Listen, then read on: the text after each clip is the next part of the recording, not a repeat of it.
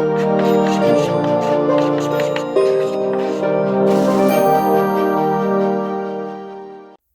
Friends, पिछले videos में हम लोगों ने 2-3 वीडियोस में मिला करके चालू खाता क्या होता है और पूंजी खाता क्या होता है, किसमें अदायगी संतुलन में बैलेंस ऑफ पेमेंट्स में उसकी बात की थी।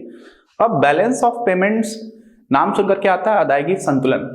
तो क्या हमेशा ही बैलेंस रहता है? जैसे हम लोगों ने देखा था बैलेंस ऑन ट्रेड, है ना, व्यापार संतुलन। तो हमेशा व्यापार संतुलन हमेशा संतुलन में नहीं रहता, वैसे ही बैलेंस ऑफ पेमेंट्स भी हमेशा संतुलन में नहीं रहता। लेकिन आमतौर पर सामान्यतः देखा जाता है कि हम उसको बैलेंस में ले आते हैं। कैसे ले आते हैं? अगर चालू खाते में घाटा है तो पूंजी खाते में हम लोग आधिक्य ला करके उसी घाटे की भरपाई कर देते हैं। आमतौर पर ऐसा देखा जाता है। ठीक, अच्छा, भारत जैसे देश में नॉर्मली करंट अकाउंट में हमें डेफिसिट रहता है, हमारा घाटा रहता है, चालू खाते में घाटा रहता है। और हम लोग पूंजी खाते में आप देखोगे, अभी आपको उदाहरण भी दिखाऊंगा जिसमें हम लोग पूंजी खाते के आधिक्य से उसकी भरपाई कर देते हैं। पूंजी खाते में क्या क्या आता है? निवेश। तो निवेश काफी ज्यादा आ रहा है भारत में अभी। और उसके बाद से जो हमारी विदेशी सहायता होती है वो उतनी ज्यादा नहीं रहती। विदेशी ऋण भी हम लोग बहुत ज्यादा अब नहीं ले रहे। मुख्य जो है वो विदेशी निवेश वाले फैक्टर से क्या हो जाता है कि हमारा ओवरऑल जो बैलेंस हो जाता है बैलेंस ऑफ पेमेंट्स में। ठीक, तो हम लोग पूंजी खाते के से कर लेते हैं। तो आप समझ रहे हो ना? तो बैलेंस ऑफ पेमेंट्स नॉर्मली आपको क्या दिखेगा कि बैलेंस शीट में ही दिखता है। नहीं दिखता तो समस्या है। ठीक, और उसी में दूसरी चीज भी आती है। कई बार हम लोग क्या करते हैं कि जो हमारा फॉरेन एक्सचेंज रिजर्व होता है, विदेशी मुद्रा कोष, उसमें हम छेड़खानी करके क्या कर देते हैं, अपने बैलेंस ऑफ पेमेंट्स को बैलेंस में लाने की, संतुलन बनाने की कोशिश करते हैं। तो ये सारी चीजें हम लोग देखेंगे एक करके। वही हमारा शिक्षा पर चल रहा है जिसमें अदायगी संतुलन, आधिक्य और घाटा, ये क्या होता है इसको देखते हैं। जैसे वहां पर बात थी, कहां पर, हर चाहे चालू खाते की बात कर लो, चाहे पूंजी खाते की बात कर लो, चालू खाते में भी बैलेंस ऑन ट्रेड की बात कर लीजिए या फिर इनविजिबल्स की बात कर लीजिए। उन सारी जगह पर कोई भी चीज अधिक कब होती है? जब प्राप्तियां अधिक हों। तो जिस प्रकार, और इसमें क्या होता है कि आप अपनी इनकम से ज्यादा अगर पैसे खर्च कर रहे हो, क्या कर रहे हो, इनकम से ज्यादा पैसे खर्च कर रहे हो, तो क्या करते हो आप? कहां से पैसे लेकर के आते हो? किसी से उधार मांगना पड़ता है ना, दोस्तों से के पास जाना पड़ता है। तो या तो आप उधार लेकर के आओगे, या क्या करोगे, आपकी जो पुराने पैतृक संपत्ति होगी उसको बेचना स्टार्ट करोगे। आपने जो भी अपनी वेल्थ इकट्ठी कर रखी है उसको बेचना स्टार्ट करोगे। तो एक ही, या तो परिसंपत्तियां बेचोगे और या फिर आप उधार लेकर के आओगे।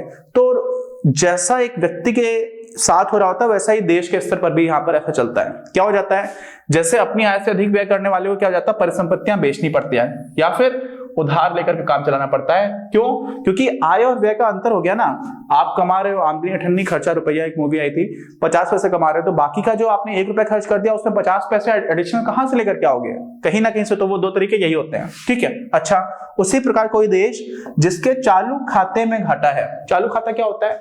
आप जो भी लेन देन कर रहे हो मेनली वो सब कुछ चालू खाते में चला जाता है। तो उस घाटे को हम लोग क्या करते हैं, उससे अपनी परिसंपत्तियों को बेचकर या विदेशों से ऋण लेकर उस कमी को पूरा करना होता है। तभी जो बैलेंस ऑफ पेमेंट है वो बैलेंस रहेगा। ठीक, अच्छा, इस प्रकार क्या हुआ, किसी भी चालू खाता घाटे को पूंजी खाता आधिक्य, ठीक, इसमें घाटा है, 2 हिस्से हैं, एक चालू खाता, एक पूंजी खाता। इसमें घाटा है तो आपको इसमें आधिक्य लाना पड़ेगा।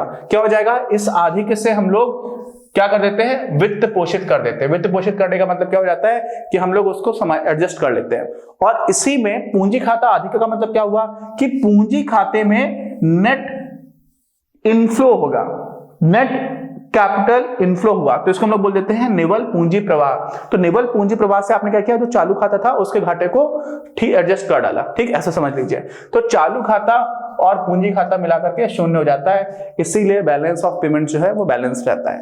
आगे बात समझ में? अच्छा, ये नेगेटिव है, ये पॉजिटिव है। जैसे आपको मान लीजिए ऋण 2 प्लस ये कितना है, पॉजिटिव है, +2, तो ये आपका 0 हो जाएगा। कुछ इस तरह की चीज होती है। ठीक, अच्छा, अभी आपको पूरा एग्जांपल के साथ दिखा दूंगा। Thus, any current account deficit must be financed by a capital account surplus। ठीक, तो current account plus capital account का जो नेट वैल्यूज होती है उसको हम लोग 0 पर ले आते हैं, इसीलिए बैलेंस हो जाता है, बैलेंस ऑफ पेमेंट्स। अदायगी संतुलन, नाम ही अदायगी संतुलन है। अच्छा, और समझिए, इस स्थिति में क्या होता है, किसी देश का भुगतान संतुलन साम्य स्थिति में होगा। साम्य स्थिति में मतलब क्या होगा, बैलेंस की स्थिति पूरा जाना चाहिए, कोई बात नहीं, इसको मैं ऐसे करके लिख देता हूं। स्थिति में होगा, बैलेंस हो गया।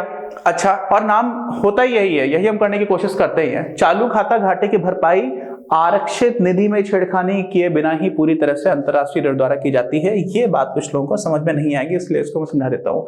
आरक्षित निधि क्या है? अब हमारी किताब में इतना अननेसेसरली इसको कुछ कुछ लिख देते हैं, जटिल बना देते हैं। आरक्षित निधि को हम लोग कई बार क्या बोलते हैं भाई? विदेशी कोष बुला करते हैं। तो भारत में जो विदेशी मुद्रा भंडार है ना, विदेशी मुद्रा भंडार भी आप इसको बोल सकते हो, फॉरेन एक्सचेंज रिजर्व्स, उसमें हमने कोई छेड़खानी नहीं की।